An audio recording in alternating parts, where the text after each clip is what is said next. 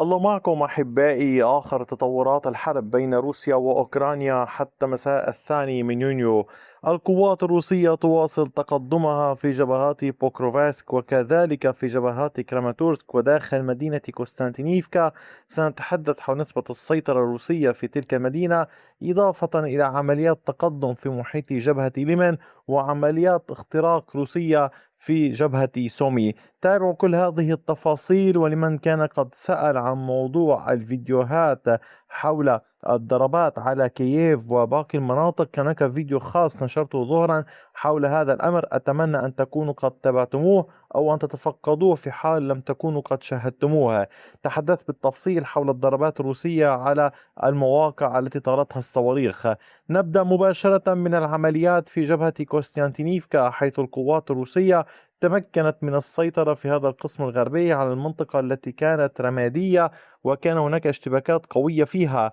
اليوم الجيش الروسي فرض سيطرته على كامل هذه المساحة باللون الزهري، متقدما بعمق 1.1 كيلومتر وبعرض 510 أمتار على طول المنطقة. القوات الروسية باتت تسيطر، واليوم تحاول القوات الروسية عبر تشكيلات مختلفة من الفوج العاشر، الفوج 1194 والفوج 1165 والفوج 77 القيام بعمليات تقدم على طول هذه المنطقة. هنا سأقرب الصورة أكثر لتشاهدوه. القوات الروسية تحاول السيطرة على هذه المنطقة هنا ككل والتوجه نحو إحدى الضواحي الموجودة في الجزء الشمالي. أقصد هذه الضاحية تحديدا.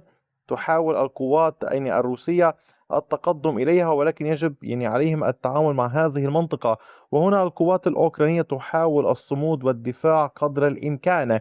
البعض كان قد سأل لماذا الجيش الروسي لا يتقدم مباشرة إلى كراماتورسك ويضغط على مدينتي دروشكيفكا وكوستانتينيفكا، وبالتالي يصبح ذلك أسهلا لهم. هذه المناطق تحتوي على كم هائل من القوات. نحن نتحدث عن جبهة كبيرة جدا في هذه المنطقة، تحتوي على قرب عشرات التشكيلات الأوكرانية، وهي منطقة خط تماس وليست فقط مجرد منطقة لم يكن بها قتال. لذلك الأوكران مستعدين في هذه المنطقة، لديهم كان ما يكفي. والوحدات الروسية اليوم كما تلاحظون تعمل في مدينة كوستانتينيفكا وتسيطر تحديدا على 42.73% من مساحة المدينة. هذه السيطرة الروسية 42.73%. أما فيما يتعلق بالعمليات باتجاه كراماتورسك، هنا الوحدات الروسية واصلت تقدمها في الجبهة الموجودة باتجاه ريو ألكسندريفكا.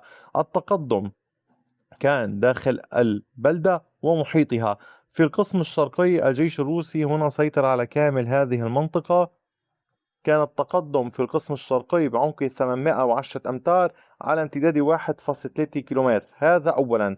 هذه المنطقة الموجودة هنا هي ضمن المنطقة السكنية، أما المنطقة الموجودة هنا فهي في المحيط. حاليا القوات الروسية تواصل الضغط بشكل أكبر وأكبر في محاولة للوصول إلى مركز المدينة كما أشرت لكم.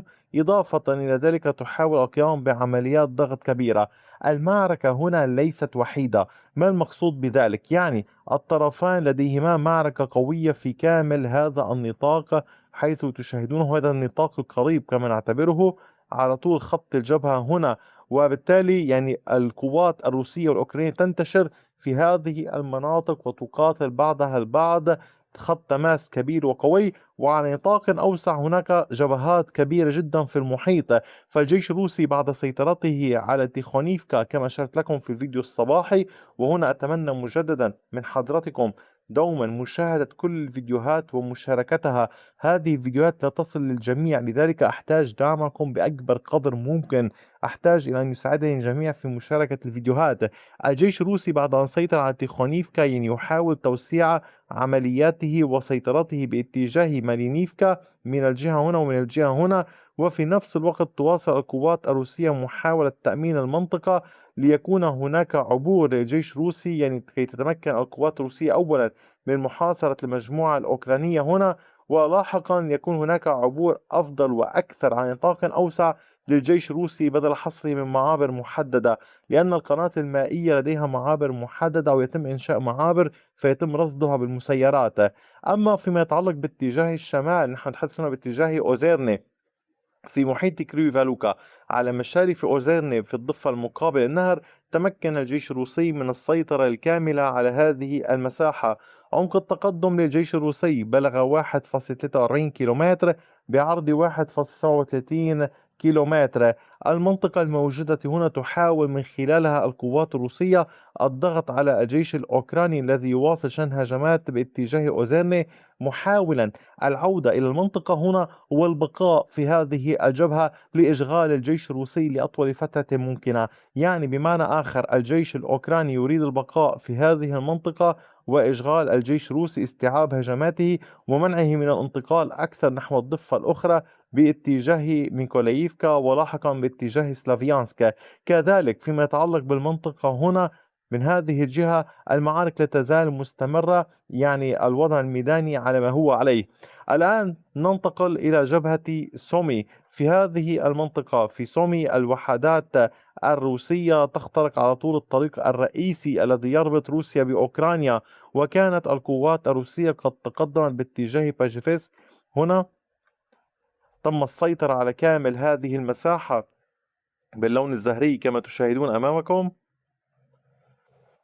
عمق التقدم للجيش الروسي بلغ تقريبا كيلومترين، وبعرض كيلومترين وأكثر القوات الروسية تحاول بعد السيطرة على هذه المنطقة القيام بعمليات اختراق لهذه البلدة. القوات الأوكرانية المنتشرة هنا وفي المناطق المحيطة تحاول قدر الإمكان نشر قواتها أيضا على طول خط الجبهة لمنع الجيش الروسي من التقدم. هنا نتحدث عن طول الحدود الروسية الأوكرانية، يعني هذه المنطقة هنا هي الحدود الروسية الأوكرانية، وبالتالي تلاحظون السيطرة الروسية في الداخل الأوكراني باللون الأخضر كما تشاهدون هي في مقاطعة سومي. لونتها لون أخضر حصريا كي تميزوا هذه العمليات والتقدمات. وفيما يتعلق بالتقدم الروسي في بوكروفاسك، كانت القوات الروسية قد استطاعت التقدم على طول المنطقة هنا مجددا على طول الطريق الرئيسي بين بوكروفاسك ودنيبرو. هنا الوحدات الروسية سيطرت على كامل هذه المساحة باللون الزهري. عمق التقدم للوحدات الروسية بلغ 1.12 كيلومتر بامتداد كيلومترين وأكثر. العمليات لا تزال مستمرة. دعوني أريكم التحصينات. تشاهدون حجم التحصينات. الخط الأزرق يرمز إلى خنادق مضادة للدبابات، الزهري يرمز إلى أسلاك شائكة، والأبيض الأسنان التنين. وبالتالي يعني تلاحظون أن الأوكران نوعوهم، بمعنى في حال أراد الجيش الروسي مهاجمة والتقدم وعبور الأسلاك بالمدرعات هناك خنادق مضادة للدبابات لمنعه من ذلك. وفي حال يعني أرادت المشاة التقدم لتجاوز الخنادق مضادة للدبابات ستواجه الأسلاك الشائكة، وبالتالي نحن أمام عمليات معقدة نوعا ما على طول هذا الطريق. لا تزال العمليات باتجاه سريفكا مستمرة، لا تزال عمليات باتجاه ميرنا مستمرة وفي كامل هذه الجبهة، ولكن لم يكن هناك أي تغييرات إضافية في خريطة السيطرة. أما فيما يتعلق بالعمليات باتجاه كوبيانسك هي قائمة وبقوة، وهناك ضغط كبير من الطرفين. يعني في جبهة خاركيف هناك تركيز، دعوني أشير إلى عدة أمور، تركيز كبير على مدن كوبيانسك وفولشانسك كجبهات، وعلى طول الحدود الروسية الأوكرانية هنا وهنا وهنا، وفي نفس الوقت باتجاه بوروفا في هذه المنطقة حيث لا تزال العمليات مستمرة. هذا كان كل شيء حتى اللحظة. أدعوكم مجددا لدعم القناة بكافة الوسائل بكافة الأشكال، مشاركة الفيديو، مشاهدة الفيديوهات جميعها.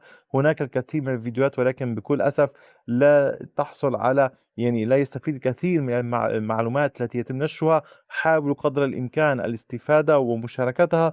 وشكرا فعلا من القلب لحضرتكم وعلى وقتكم الثمين، وإلى اللقاء بفيديو آخر.